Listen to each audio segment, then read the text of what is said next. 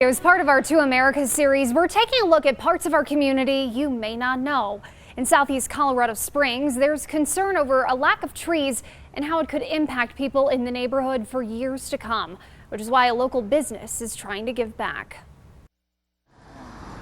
On a hot day, many people find themselves wondering, where's the shade at, right? And in some areas, something as simple as a tree can make all the difference. We're looking for shade. We're looking for some moisture in the air. In Colorado Springs, some neighborhoods like the southeast experience hotter temperatures than other parts of the city. And a local business wants to change that. I'm outside all day long. I basically work with myself and my other three partners. Tony Bell started up the community tree service last year. The tree business is gratification. Gives you a good feeling knowing that you went in, you helped somebody, you saved a tree. Bell says they focus on taking down old trees and helping people feel better about their neighborhood. They're going to want to get outside. They're going to want to take part in that. But the company is going beyond taking trees down. For every tree cut, they're looking to plant one in southeast Colorado Springs. Because the southeast, the life expectancy is a lot less than it is in the other parts of town. Trees help everybody.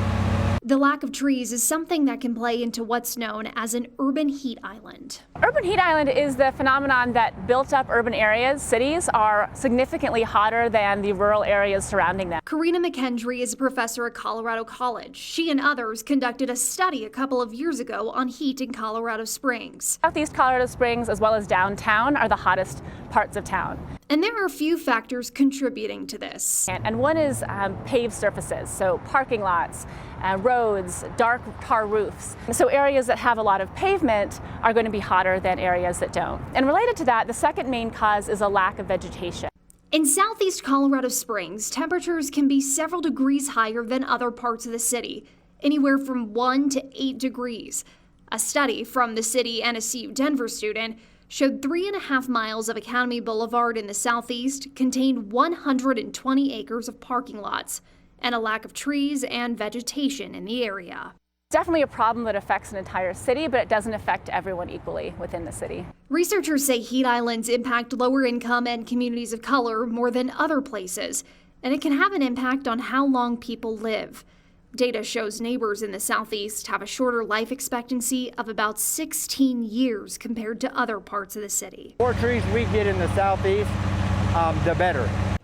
But as the community tree service works to help people with landscaping and creating more green space, We try to give back as much as we can. their hope is for each tree putting down roots. It does the same for families in the southeast. The Community Tree Service says eventually they'd like to plant 1,000 trees in the area.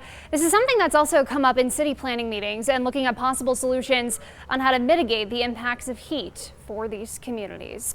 When we come back,